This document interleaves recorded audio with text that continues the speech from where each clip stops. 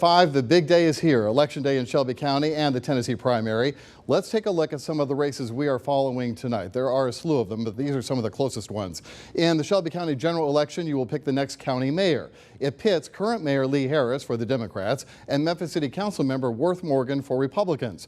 The winner will lead the county for the next 4 years, from finances to health to safety.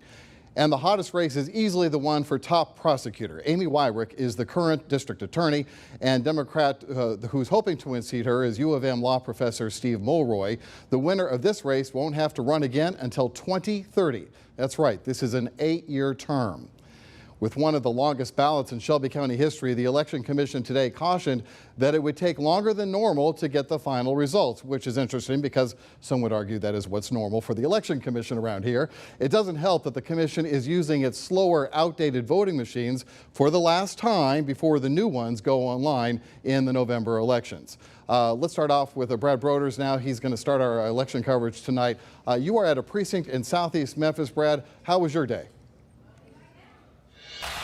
Well, Richard, these machines being used by voters still to this day behind me first came online more than a decade ago, and Shelby County Election Administrator Linda Phillips say because of those machines, the older technology just takes longer for those votes to be counted, meaning the final results won't be tabulated tonight until likely 11, possibly longer. Now, going back to the turnout today, as of 10 p.m., more than 10,000 people had voted, putting it on pace with the election administrator's projection of 40,000 voters this election day. If that final turnout holds, it would be less than the comparable August 2018 and 2014 elections, but you still have roughly 2 hours to change that if you are registered and haven't yet voted. Phillips said because of the lengthy ballot with more than 100 races, it takes longer for the memory cards to upload, meaning the entire results process will be slowed down this evening.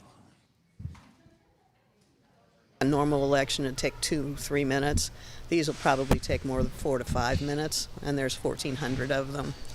So we're just really anxiously awaiting the new equipment, because what takes 3 to 5 minutes on the old equipment takes 30 seconds on the new. Now, a reminder, you still have about 2 hours left to vote before the polls close at 7 tonight. But unlike early voting, you have to vote at the precinct in which you are assigned. Linda Phillips, the election administrator, expects the early voting results to come in about 8 o'clock this evening. We'll have live coverage of all the results coming in tonight at 10. Live in Southeast Memphis, I'm Brad Broders.